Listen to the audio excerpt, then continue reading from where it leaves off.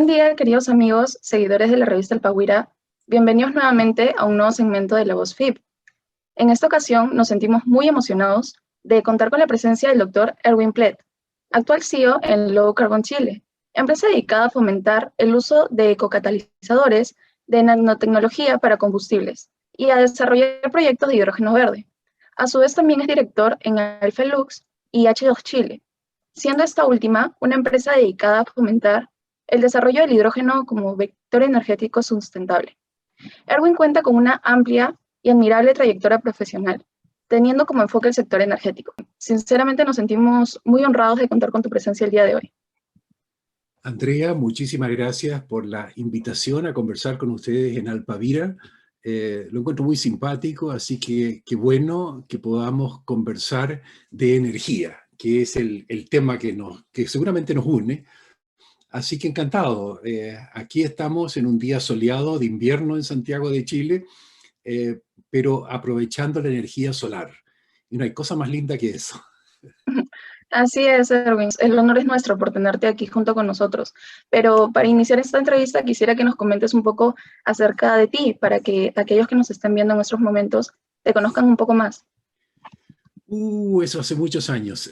No, encantado. Mira, yo soy de formación ingeniero civil químico de la Universidad de Chile y después me bajó la idea por hacer investigación y me fui a hacer un doctorado. Y me fui a hacer un doctorado a Alemania, ahora se llama KIT, Karlsruhe Institute of Technology, en aquel entonces era la Universidad de Karlsruhe. Ahí hice mi doctorado en Ingeniería de Procesos dentro de la Facultad de Ingeniería Química, en que habían diferentes institutos. Uno de ellos, que era Ingeniería de Procesos en Alimentos, fue en el que yo hice mi doctorado.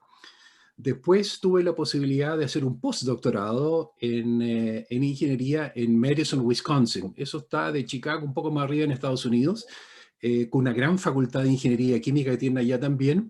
Así que pasé un año haciendo algo de ingeniería térmica en cambiadores de calor, en ese aspecto. Así que me di una pequeña vuelta, he trabajado en empresas de ingeniería a nivel mundial. En la vuelta que me di entre Estados Unidos y Alemania me demoré 20 años en volver de vuelta. Ahora estoy de vuelta en Chile, Wow. en que me he dedicado a diferentes industrias. Tuve muchos años en la industria farmacéutica, que en el fondo era lo mismo que hacíamos en la industria de alimentos, solo que los equipos eran mucho más caros. Eso era todo, pero eso es lo que había que hacer.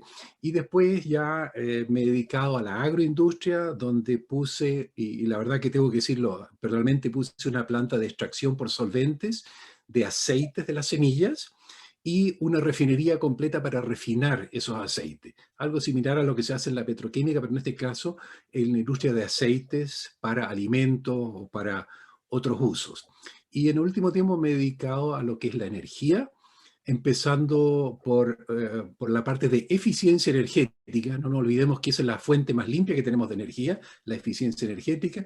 Así que me he dedicado tanto a la iluminación, que influencia no solamente la parte eléctrica, sino que la energía de las personas. Entonces es impresionante la diferencia si tenemos la buena o la tenemos la mala iluminación.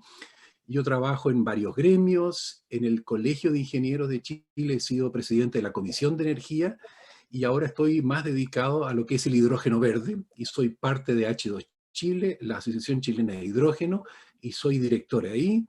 Y más encima, en nuestra Estrategia Nacional del Hidrógeno, de la que seguramente vamos a hablar más adelante, yo tengo una parte como embajador del hidrógeno verde para específicamente que es la formación de capital humano. Y ustedes como alumnos se están formando, ustedes están en la parte de capital humano, nosotros tenemos acuerdo de capital financiero, la plata para hacer las inversiones, después tenemos los equipos, esos son los fierros, pero esos solamente andan con personas, y eso es lo que queremos nosotros promover, la formación de capital humano. Bueno, Erwin, súper interesante. Se nota que tu trayectoria es amplia y me gustó que tocaras el tema del hidrógeno verde. Como te comenté, hace poco nosotros realizamos un foro junto a distintos ponentes del sector energético donde tocamos el tema de la transición energética. En ese foro se habló bastante del hidrógeno verde, incluso se mencionaba que este sería una promesa a largo plazo, ¿no? Debido a sus bajas emisiones de CO2. Tengo entendido que existen diversos tipos diversos colores de hidrógeno. Está el negro, el azul, el gris, incluso el marrón, y esos colores dependen de cuán limpia es su generación, ¿verdad? Entonces, ¿podrías aclararnos un poco el panorama respecto a estos colores y por qué es que el hidrógeno verde es tan sonado o quizás resalta entre todos ellos? Sí. Andrea, quizás como siempre hay que empezar por el principio, porque hay que tener las definiciones muy claras.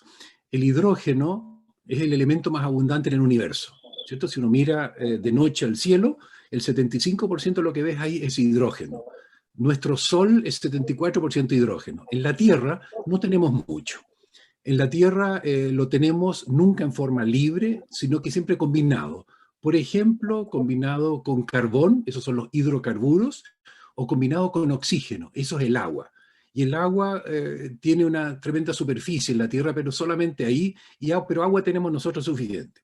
Habiendo dicho eso, el hidrógeno, yo creo que es muy bueno tener el concepto claro, no es otra cosa que un almacenamiento químico de energía. A ver, nosotros vivimos principalmente del sol. ¿Y qué es lo que hacen las plantas? Las plantas almacenan esa energía solar. ¿Y cómo lo hacen? ¿No es cierto? Con la fotosíntesis. ¿Qué es lo que se hace en la fotosíntesis? Se toma agua, se separa en hidrógeno y oxígeno. El oxígeno las plantas lo liberan, nosotros lo respiramos, y el hidrógeno se lo pegan al carbón. Entonces hacen desde la glucosa hasta la madera. ¿Ya? Eso es la biomasa. La biomasa es una acumulación de energía solar, de radiación, en forma química. El petróleo del cual ustedes, ¿no es cierto?, en el instituto trabajan, no es otra cosa que biomasa fosilizada, hace millones de años. ¿Ya? Entonces, ¿qué es lo que pasa? El hidrógeno se usó ahí para almacenar energía y nosotros hoy día nos consumimos esos combustibles y todo lo que hacemos es liberar esa energía que las plantas en mucho, mucho tiempo juntaron. Para que quede claro, entonces siempre el hidrógeno ha sido una forma de almacenar energía y no es una cosa nueva. El hidrógeno se usa en toda la petroquímica para la refinación, ¿no es cierto?, del petróleo, para poder romper las moléculas y parcharlas con hidrógeno, se usa en toda la industria química a partir del amoníaco. Entonces, vuelta a eso, hoy en día ese hidrógeno, ¿quién lo ocupa? La petroquímica, en gran cantidad, y después viene toda la industria química. Ahora, ese hidrógeno hoy en día, en todo el mundo, se saca normalmente del gas natural, ¿no es cierto? Estamos hablando del metano CH4. Entonces tengo ahí un CH4 y le saco los 4 Hs. ¿Ya? Eso los guardo. Eso es lo que se llama hidrógeno gris. ¿Por qué? Porque al hacer hidrógeno del gas metano es el que menos contamina, pero contamina. Son 10 kilos de CO2 por cada kilo de hidrógeno. Eso es lo que estamos emitiendo. La otra gran fuente que hay de hidrógeno hoy en día es el carbón. Y cuando quemamos carbón para hacer hidrógeno, estamos emitiendo 20 kilos de CO2 por cada kilo de hidrógeno. Eso es lo que quiero dejar ver. Esos famosos colores tienen que ver con cuánto CO2 se produce en la producción del hidrógeno. Esas son las grandes estrategias que hay hoy en día. Pero hace más de 100 años que estamos usando electrolizadores para producir hidrógeno, producir amoníaco, etcétera, todas estas cosas que se pueden hacer. Entonces, eso tiene el apelativo verde porque estoy usando solo energías renovables. Por eso que se llama verde, ¿no es cierto? Porque no estoy emitiendo CO2. Ahora, obviamente que hay una definición técnica de a partir de cuándo lo puedo llamar verde, ¿no es cierto? Y eso tiene que ver con las emisiones. Una forma que tengo también de hacerlo, para terminar con los colores, es tomar el CO2 y enterrarlo en algún lado, ¿no es cierto? Esconderlo debajo de la alfombra. Eso es lo que se llama hidrógeno azul, que necesita una captura y un almacenamiento de ese CO2. Y eso no es fácil de hacer. La industria petroquímica lo hace hace mucho tiempo, tratando de meter el CO2 dentro de los pozos petrolíferos para aumentar la producción. En el fondo, ¿no es cierto?, meterle presión para que suba el petróleo. Por eso que tenemos estos diferentes colores. Pero ojo, de lo que seguramente estamos hablando ahora es del hidrógeno verde, y eso no es otra cosa que almacenamiento de energías renovables. Si yo quiero las energías renovables, tenemos un problema porque hay algunas que son intermitentes y no son despachables. En los términos eléctricos se dice, lo que puedo despachar es que el coordinador eléctrico dice, ya, ahora métanle tantos megawatts. Eso, por ejemplo, no lo puedo hacer con la fotovoltaica porque todos sabemos que de noche no hay sol. Así que por mucha potencia instalada que tenga, la energía que entrego es cero. Entonces tengo que almacenar, y esa es un poco la diferencia. Nosotros en toda la energía, como por ejemplo el petróleo o el carbón, lo almacenamos antes de la generación eléctrica, ¿no es cierto? Son estos tremendos montones, son silos con petróleo, lo almacenamos antes de la generación y después lo despachamos. En cambio, las renovables hay que generarlas primero y almacenarlas después. Y eso es difícil. No se pueden almacenar electrones. En un cable no hay cómo almacenarlo, tengo que entregarlo de inmediato. Entonces, ¿en qué forma hoy en día se almacena esa electricidad sobrante? En forma hidráulica. Yo hago una central más arriba y bombeo cuando me sobra y después la turbino la bajo cuando la necesito. Eso es el 91% de la electricidad en el mundo se guarda en forma gravitacional.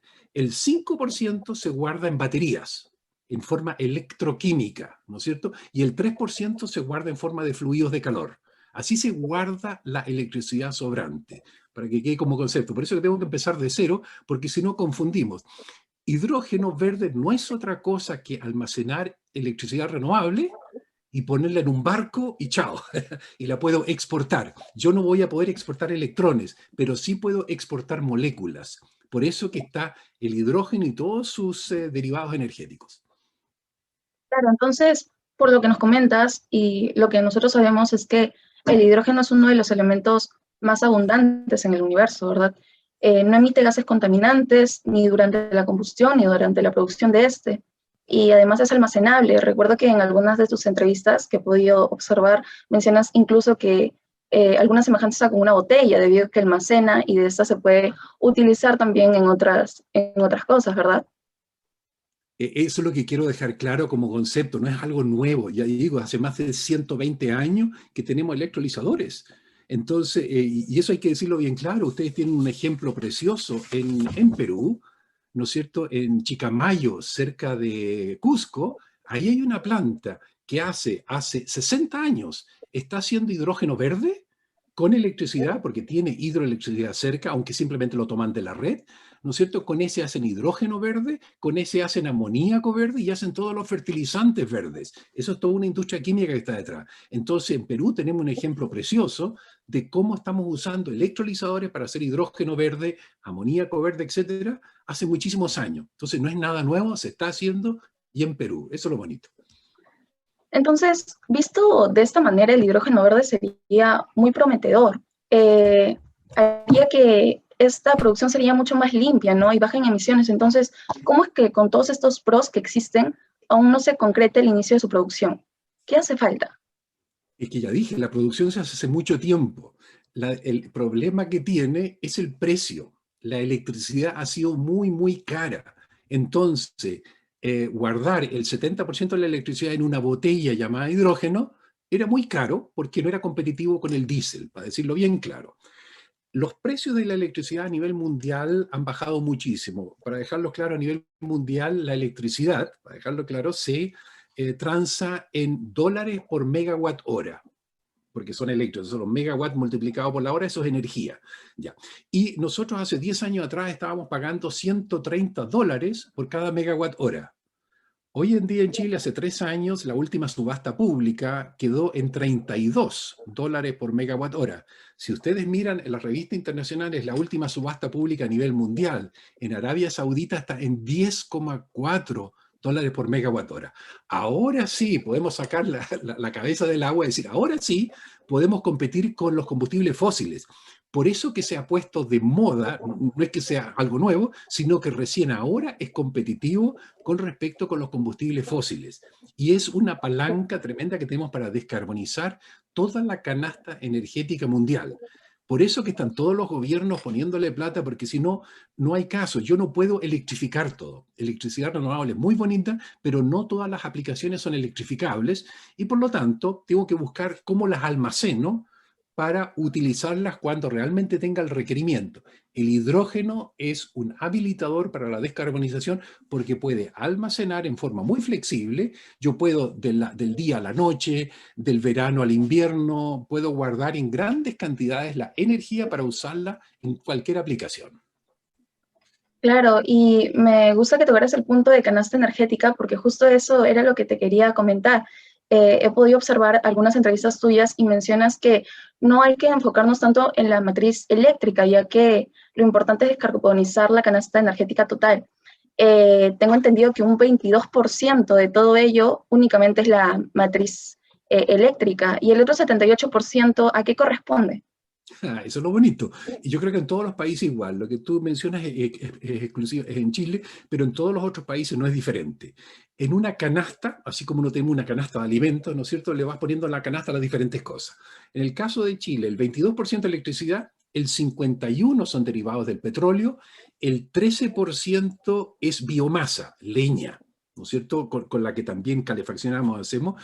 Tenemos un poco de gas licuado, un poco de querosén, ¿no es cierto?, cosas así, pero en el fondo solo el 13% de eso, ¿no es cierto?, es biomasa, y de la electricidad una pequeña parte es, por ejemplo, hidroelectricidad. Eso también sería verde. El resto son combustibles que en caso de Chile tenemos que importar. Y para darte un orden de magnitud, nosotros todos los años en Chile importamos más de 10.000 millones de dólares en combustibles fósiles. ¿Para qué? Para quemarlos, para producir CO2. Y eso es lo que a mí, como ingeniero químico, me duele. Nosotros tenemos petróleo, que son unas moléculas así de largas que alguna planta lo hizo en algún momento. Y nosotros todo lo que tenemos es cortarlo en pedacitos, CO2, y se va al aire. Nada más que para sacarle el poquito de energía. Entonces, ojalá que en algún momento nosotros seamos un poco más creativos que cortar esa lana así de larga en pedazos chicos y usarla para tejer, en el sentido de que yo puedo hacer químico, puedo hacer farmacéutico, puedo hacer un montón de cosas con ese petróleo, con esas moléculas así de largas. En mis ojos, nosotros estamos quemando los muebles de la casa. En vez de utilizar todas esas moléculas ya que están listas, ¿qué es lo que hacemos? Las cortamos en pedacitos. Nada más que para sacarle la energía, y eso es una parte muy, muy potente. Si yo produzco electricidad y uso combustibles, nada más que un tercio de la energía sale por los cables como electricidad, y 2/3 es polución, sale por la chimenea. Entonces, ojo con eso, nosotros sí necesitamos energía, pero tenemos que tratar de descarbonizar, sacar el carbono, no el carbono de la matriz, no solamente la matriz eléctrica, que es poquitita, sino que toda nuestra canasta energética. Y eso no es fácil. La transición energética no es una cosa de meses ni de años, es de décadas. Así que tenemos tiempo, pero tenemos que empezar ya. Claro, justo hablando de Chile, tengo conocimiento de que ha sido identificado como uno de los países que, líder, ¿verdad?, en producir hidrógeno verde, el hidrógeno verde más económico incluso del mundo, debido al costo nivelado de su producción y también a las condiciones climáticas que tiene actualmente Chile. Entonces, quisiera que nos comentes un poco acerca de estas condiciones climáticas y cómo es que se dieron cuenta que de esto podrían partir a la producción de hidrógeno verde.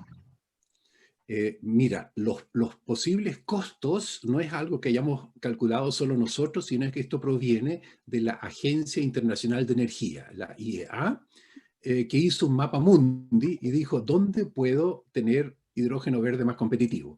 Y está claro que eso tiene que venir de energías renovables. Y hoy en día, en gran cantidad, como energías renovables, tenemos el agua, ¿no es cierto?, la energía hídrica, tenemos el sol y tenemos el viento. Todas las otras cosas son más chicas, geotermia sí, pero es más difícil, etcétera.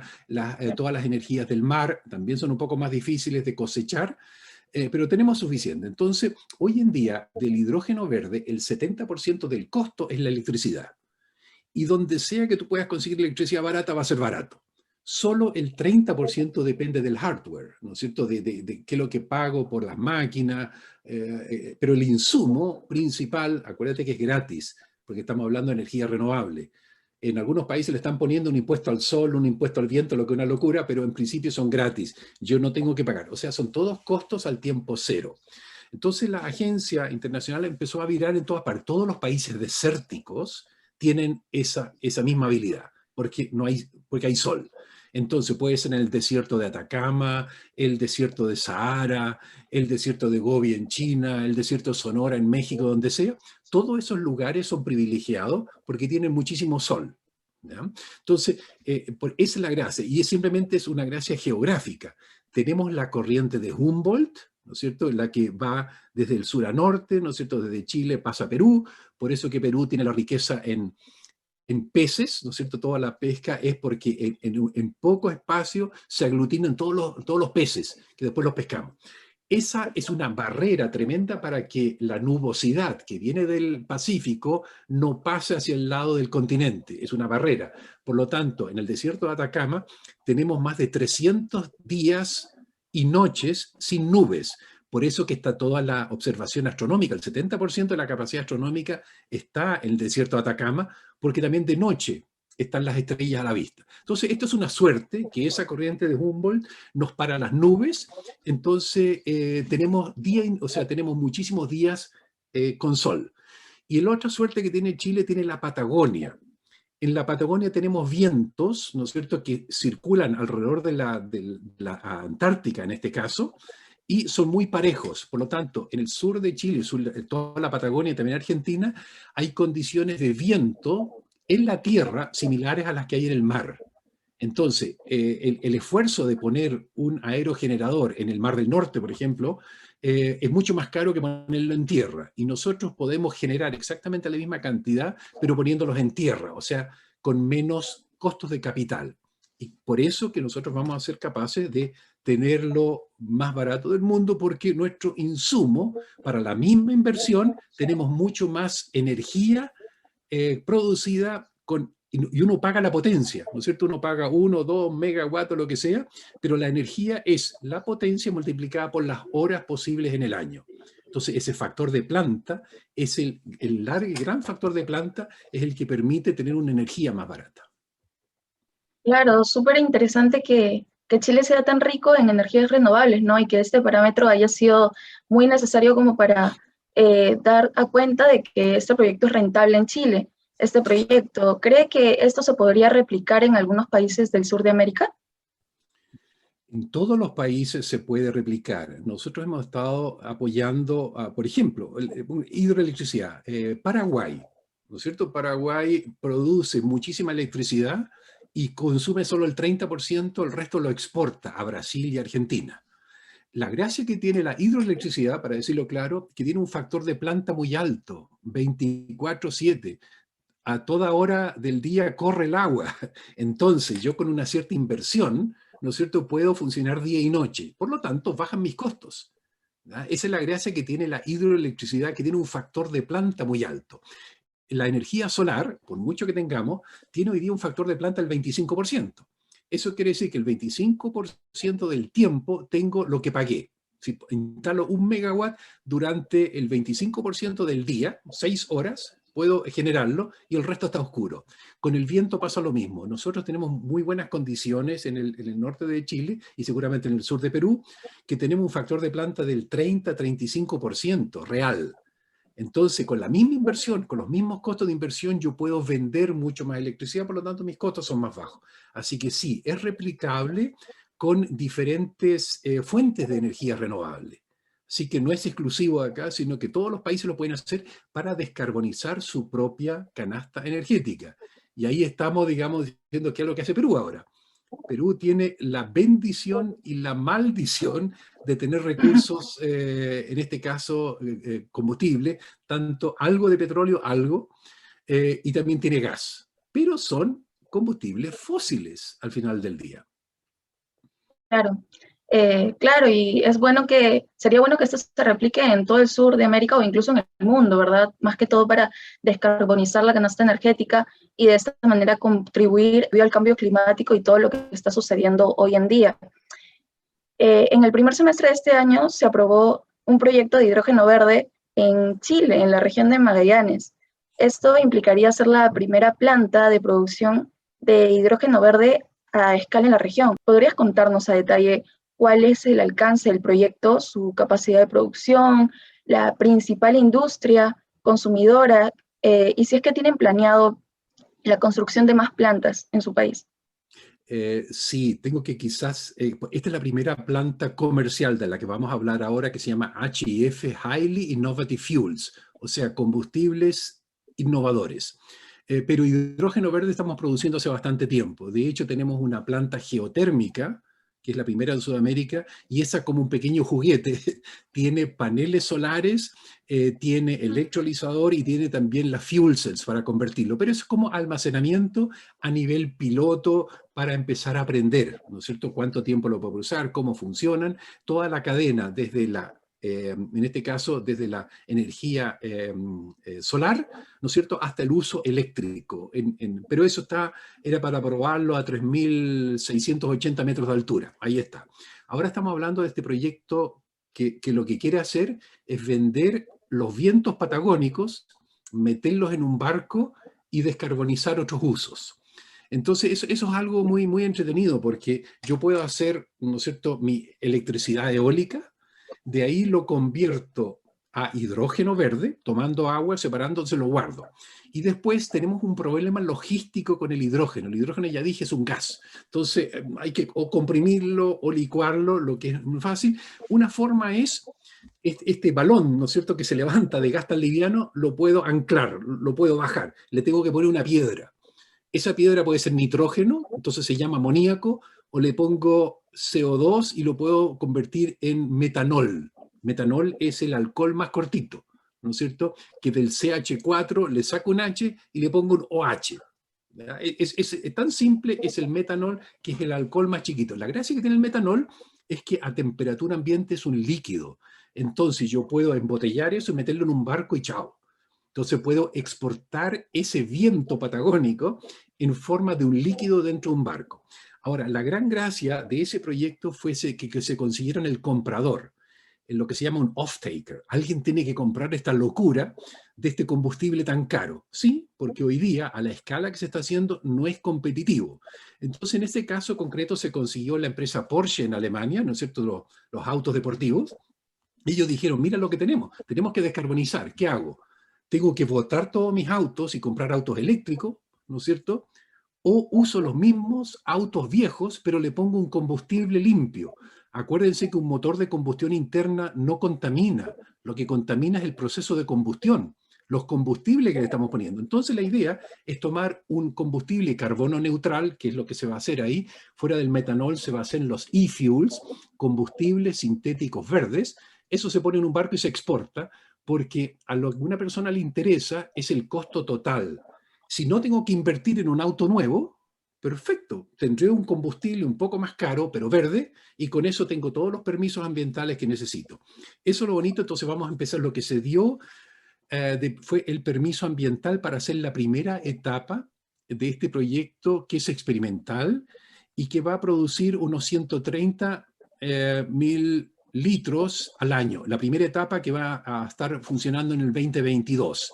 Después ya esto se pone mucho más grande, y para el 2024 se quieren hacer 55 millones de litros de combustible para autos, y el 2026 van a ser 550 millones. O sea, vamos al 2026 a hacer exactamente la misma cantidad que todos los combustibles que se usan en Chile, toda la gasolina.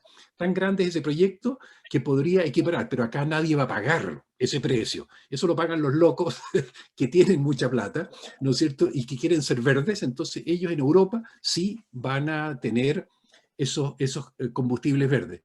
Y hay dos, Porsche por un lado, y hay otra empresa más que van a comprar este combustible verde y lo van a poder adicionar a los combustibles con carne. Es lo mismo que en Europa uno tiene el diésel, tiene el biodiesel, y ahora van a tener, si quieres, combustible verde. Eso es lo que se va a hacer en este proyecto abajo en Magallanes.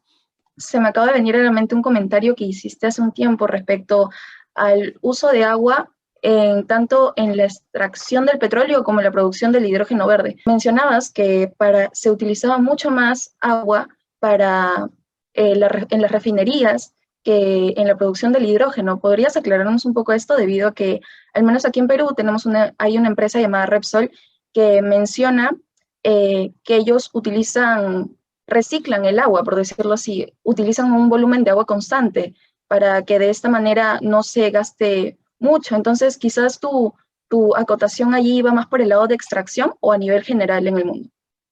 No, en el fondo, en la forma práctica, Porque hoy en día se usa, a ver, nosotros tenemos ya hace 10 años en Chile hay una mega sequía. Hace 10 años que tenemos mucho menos pluviometría, o sea, lluvia, que a los años normales. Entonces está toda la gente desesperada, los estanques están vacíos, no sabemos qué hacer. ¿Por qué? Porque no manejamos el agua. Al final de cuentas, y creo que también puede pasar para Perú, nosotros no tenemos un problema de agua, tenemos un grave problema de manejo de agua. Entonces, si tú ves el agua lluvia que cae en todo este país, el 80% de esa agua lluvia desaparece en el Océano Pacífico dentro de 24 horas. O sea, lo dejamos correr. Se corre el agua y desaparece. Y después estamos todos diciendo, uy, tenemos un problema de sequía, la gente no tiene agua bebestible. ¿Por qué? Porque no la almacenamos. No, ya no queremos poner, ¿no es cierto?, tranques para almacenar y se nos va el agua. En 24 horas el 80% desapareció. Todo para los peces, ¿no es cierto? Somos generosos con los peces. Y nos falta agua, entonces hay que almacenar el agua. Entonces ahora cuando dice, el hidrógeno necesita 10 kilos de agua por cada kilo de hidrógeno, ¿de dónde voy a sacar el agua? La gente no va a tener agua para tomar. Primero hay que aclarar muy claro, el hidrógeno verde necesita muy, muy, muy poca agua. En 10 kilos de agua, ¿no es cierto?, para tener 1 kilo de hidrógeno, con ese kilo de hidrógeno, un automóvil viaja 100 kilómetros. Si yo tomo los mismos 10 litros de agua y veo cuánto diésel puedo refinar en las refinerías común y corriente, ando solo 40 kilómetros. Las refinerías hoy día, a destajo, simplemente usan muchísimo agua. Me encanta que hay algunas que empiecen a reciclarlo, pero el agua se usa para refrigeración y después se bota, chao.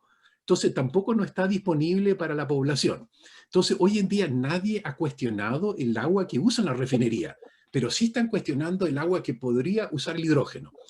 Y para darte un orden de magnitud, si nosotros en Chile, la minería, ¿no es cierto?, es para nosotros es la industria más grande que tenemos. Si nosotros cambiamos todo el diésel de la minería por hidrógeno verde, vamos a necesitar más agua, ¿está claro? Entonces, cuando uno hace el análisis cuantitativo, se da cuenta que tiene que aumentar la cantidad de agua en un 1,6%. Es nada. Entonces, es un problema emocional más que un problema técnico. Entonces, claro, la gente tiene sed y estas van a usar agua. Entonces, la gracia es que hay que siempre objetivizar estos datos para no entrar en pánico. Fíjate que en cada kilo de hidrógeno van a caber 50 kilowatt-hora de electricidad, que es un montón. Entonces, en la gracia se usa muy, muy poquita agua. Pero claro, la gente tiene el problema con la sequía y ahora me van a sacar el agua, ¿qué es lo que me pasa? Entonces tenemos que tener mucho cuidado con esos temas emocionales. Claro, sí, totalmente de acuerdo. Lo que dices puntualmente es cierto, que normalmente ahorita justo como es más sonado el hidrógeno verde, nos enfocamos en el gasto de agua que podremos utilizar allí, pero no vemos lo que viene sucediendo incluso actualmente o años atrás, ¿no? Déjame darte un paso más en eso, porque claro. creo que el agua es muy importante. Nosotros estamos seguros, además, que para hacer hidrógeno verde, tú lo que necesitas es agua ultra pura. Si tú me ofreces agua potable, digo muchas gracias, no lo puedo usar. Yo sí o sí tengo que tomar tu agua potable y pasarla por un proceso de osmosis reversa para filtrarla, sacarle todas las sales. Entonces, a mí me da lo mismo si tú me dices agua potable o yo saco agua de mar. Sí o sí tengo que pasarlo por una planta de osmosis reversa antes de meterlo al electrolizador. Entonces, yo estoy seguro que nosotros vamos a tener que prometer no usar aguas continentales, sino que usar agua de mar. Y el mar es infinitamente grande y el pobre mar se está diluyendo en la sal, porque con la cantidad de hielos que se están derritiendo en la Antártida, hay del orden de 1000 veces más agua dulce que está entrando al mar que todo lo que nosotros necesitamos para el hidrógeno. Entonces los pobres peces se van a quedar sin sal. Que lo que quiero decirlo bien claro. Entonces, ojo con esas cantidades, porque sí, ¿no es cierto?, al desalar hay una parte que y las salmueras vuelven, pero la cantidad de agua dulce que está entrando al mar es tremendamente grande por el cambio climático, ¿no es cierto? Entonces, ojo con esos balances a nivel mundial. Excelente, Erwin.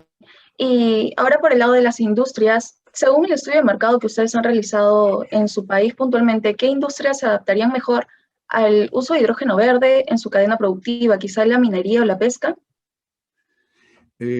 No, se trata, a ver, de nuevo, como concepto, hidrógeno es un almacenamiento de electricidad renovable, por lo tanto es un combustible limpio y lo puedo usar en cualquier aplicación. no es una industria.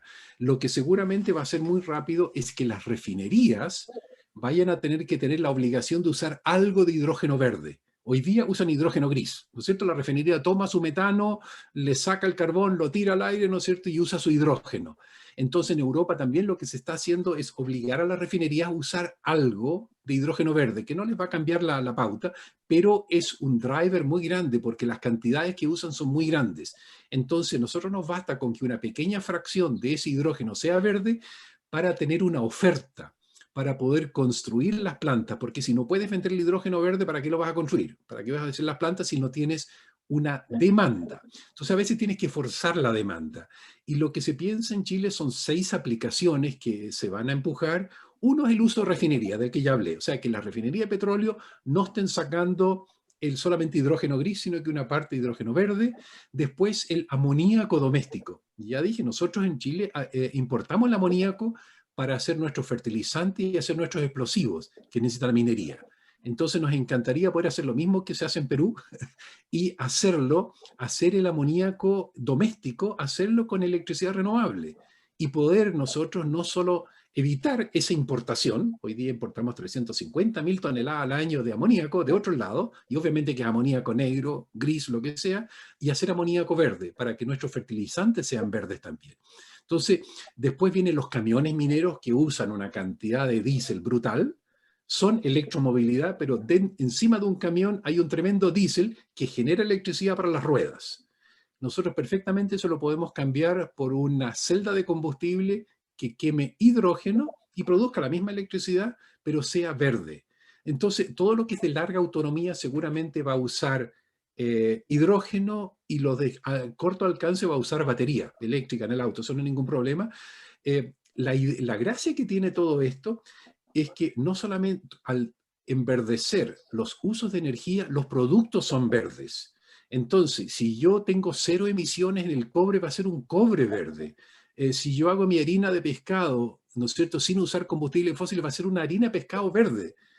Vinos verdes, todo lo que exportemos va a tener un valor agregado. Entonces, no es solamente el ahorro en los combustibles importados, sino que le estamos dando un atributo diferente a todos los productos que vamos a exportar, que van a tener una baja huella de carbono. Entonces, el impacto en la economía completa es grande. Porque si yo tengo un vino, no es que diga un vino verde o manzanas verdes, pero son con baja huella de carbono.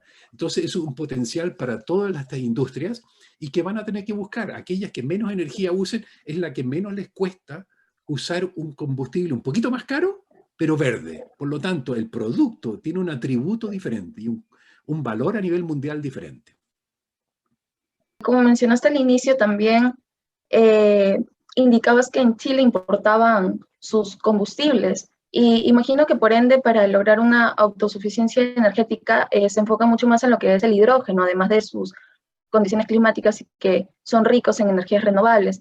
Algo muy diferente al Perú, que como mencionabas, por suerte y por desgracia contamos con el yacimiento gasífero de Camisea, de donde nosotros nos encontramos en una zona de confort respecto a los suministros energéticos. Entonces, ¿qué cambios sugiere realizar aquí en Perú para cambiar esto, ¿no? Para cambiar tanto en la empresa como en el gobierno? Mira, Perú también ha firmado, ¿no es cierto?, el Acuerdo de París. O sea, también Perú tiene sus tareas que hacer. Son acuerdos políticos, estamos de acuerdo, pero tiene que bajar sus emisiones, porque tenemos que hacerlos todos.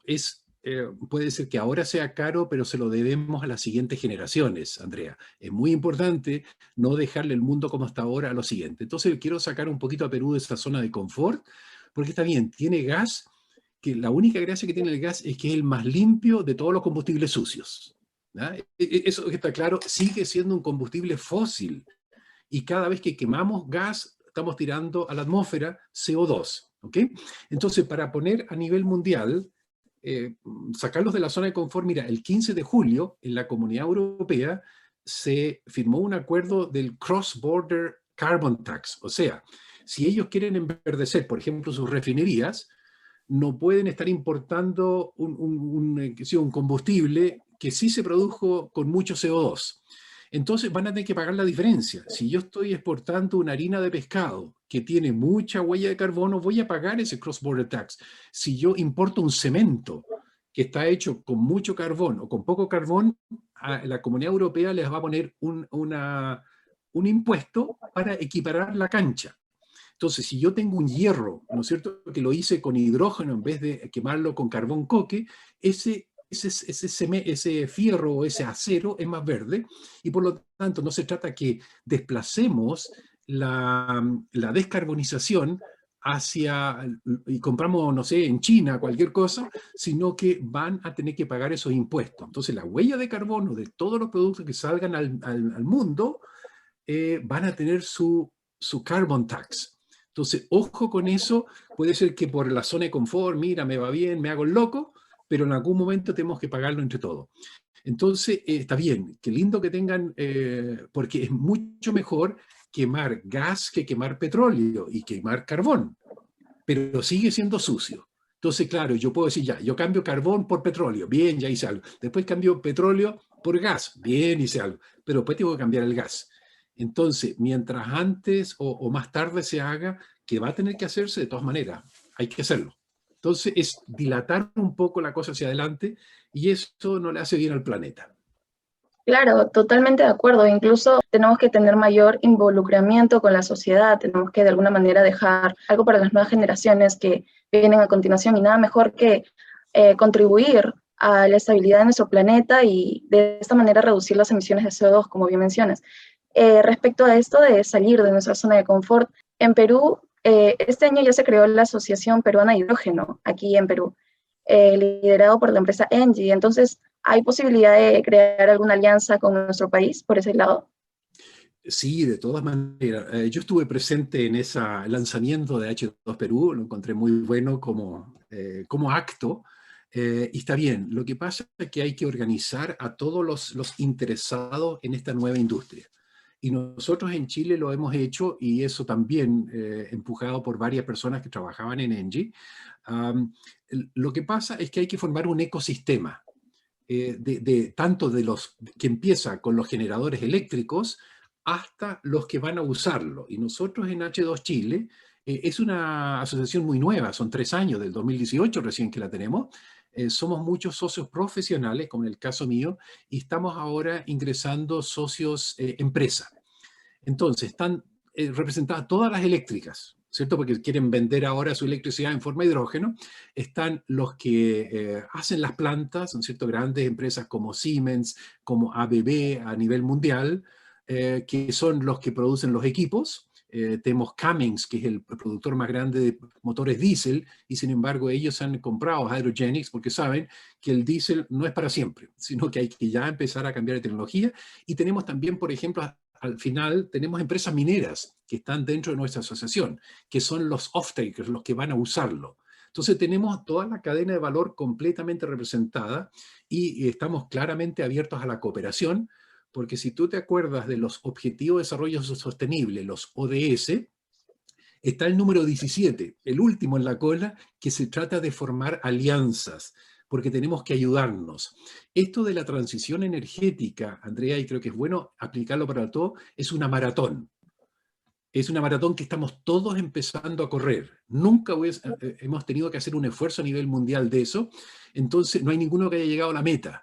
Todos estamos empezando, todos estamos fascinados, uno tiene unas zapatillas de clavo, el otro tiene un t-shirt, ¿no es cierto? Y en el fondo tenemos que ver cómo llegamos a los 42 kilómetros. Yo creo que todavía estamos escuchando el disparo inicial. Entonces la cooperación es muy, muy importante entre los diferentes países y en eso estamos nosotros. Así que encantados de cooperar con lo que ustedes organizan en Perú. Excelente, Erwin. Al inicio de la entrevista mencionaste e incluso detallaste al hidrógeno azul, pero mencionabas que era un poco complicado ello. Entonces, yo te hago la pregunta, de manera ideal, ¿cuál sería mucho más adecuado producir, el hidrógeno verde o el hidrógeno azul? A ver, lo que significa el hidrógeno azul es, de nuevo, capturar el CO2 que uno emite. ¿Ya? Y eso no es fácil. La industria petrolera lo estaba tratando de hacer hace bastante tiempo, pero yo insisto con el símil, es como esconder la basura debajo de la alfombra. Tú no sabes cuánto tiempo queda abajo y si esto funciona o no. Y hace mucho tiempo que se está haciendo, pero como hasta ahora no importa, tú puedes reinyectar tu CO2, pero si sale por alguna rendija, nadie le está cobrando. Entonces, no es tan seguro que te den una patente por el azul porque tú no sabes, lo estás escondiendo y no sabes geológicamente si eso va a quedar abajo o no, o si va a permear de nuevo. Por eso que puede ser que en una transición, ¿no es cierto?, uno diga, ya, mira, los siguientes 5 años tratamos de esconder el CO2, pero a la larga seguramente estamos sacando de nuevo hidrocarburos y yo vuelta a lo inicial, yo encuentro que es, como humanidad, es el colmo que eso lo estemos quemando en vez de hacer otras moléculas, otras cosas mucho más útiles para la humanidad que quemarlo. Entonces está bien, en una transición energética seguramente se va a poder hacer porque es más rápido, aunque no estoy muy seguro, en esas cantidades, seguir usando hidrógeno negro, hidrógeno gris, pero enverdeciéndolo un poquito, haciendo la captura y sobre todo el storage, o sea, almacenamiento del CO2 debajo de la tierra. No es tan fácil almacenar un gas ahí abajo. Así que sí puede ser una transición, pero solo una transición. Yo creo que todos los países van para el lado verde y no quedarse colgados en la transición del hidrógeno azul. Yo me pregunto, ¿existe alguna otra manera de almacenar hidrógeno y de alguna manera esto utilizarlo como combustible en un automóvil? Obvio, se hace. De hecho, hay muchas hidrolineras en que lo que hace a ver, yo dije también el problema que tiene el hidrógeno es que es un gas y tengo que, para meterlo en un estanque, tengo que comprimirlo. Y se usan hoy en día dos tecnologías o dos niveles de tecnología en gas comprimido, 350 bar y 700 bar. Con 350 bar yo perfectamente puedo andar con un automóvil porque dentro del estanque me caben 2 o 3 kilos, es todo lo que necesito para tener una autonomía suficiente. Los 700 bar se usan ya para camiones, pero esa tecnología existe. Entonces yo puedo comprimir el gas, ¿no es cierto?, y usarlo como gas comprimido en estanques que aguantan toda esa presión, ningún problema, y hoy en día se usan. Ya que estamos ahora viendo los Juegos Olímpicos.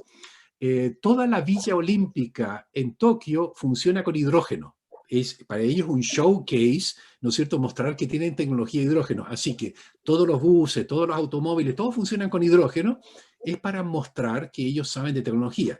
Está claro que el hidrógeno que están usando es gris o cualquier cosa. A la máquina no le importa la etiqueta que tú le pongas, las moléculas son las mismas moléculas, pero se trata de desarrollar tecnología.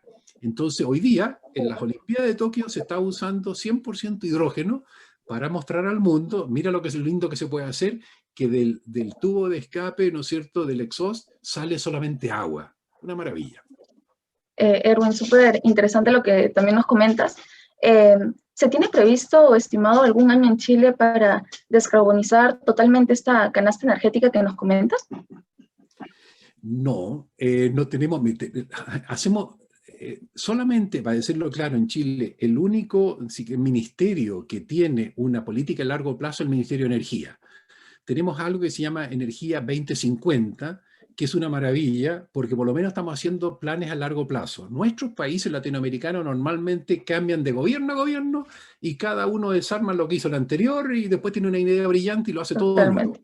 Solamente en el aspecto de energía, y eso fue ya el 2015, se hizo este plan Energía 2050 y obviamente que hay que revisarlo, ¿no es cierto? Cada 5 años se revisa y en este momento estamos justamente revisándolo para los siguientes años. Entonces, en ese plan de energía sí están las metas. Nosotros queremos ser carbono neutrales, como Chile ya lo declaramos al 2050. Al 2050 tenemos que tener nuestras emisiones en cero, exactamente en cero, y eso se hace en dos partes. Una parte muy grande es capturar el CO2 en forma de bosques. Entonces, vamos a usar hidrógeno, pero lo hacen las plantas, ¿no es cierto? Que van a tomar el CO2, se lo van a pegar al hidrógeno y van a hacer madera.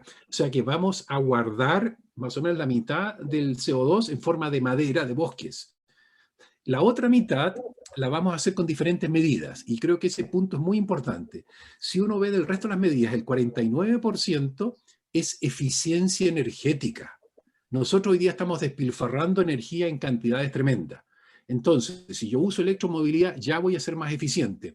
Si hago una construcción sustentable, ¿no es cierto?, que los edificios no usen tanta energía, ya lo estoy disminuyendo. La industria puede ser mucho más sustentable. Entonces, la gran fuente que tenemos de descarbonización es la eficiencia energética, porque es el colmo que estemos nosotros despilfarrando energías renovables. Y de toda esa estrategia, el 21% de la reducción de emisiones va a ser hidrógeno verde. Así que el hidrógeno verde es muy importante, pero ojo, solo es el 21% de todas las medidas que estamos tomando. Esto no es una bala de plata, sino que es uno de los tantos mosaicos que tenemos, de los pedacitos, para descarbonizar. Y al 2050 queremos ser carbono neutrales como país. Y para eso, obviamente, está el 21%, según esos cálculos que tenemos, va a ser el hidrógeno. Excelente. Y claro, es un tema muy importante a tratar y a tomar en cuenta, al menos aquí en Perú, o hablo propiamente de mi universidad, muchos alumnos de diferentes facultades, tanto eléctrica, ingeniería química, ingeniería petroquímica, de petróleo, están interesados en esto, que es el uso de energías renovables para la baja emisión de carbono al medio ambiente. Entonces, partiendo de este interés por nosotros, y para finalizar también, ¿ves algún potencial en las energías renovables aquí en nuestro país?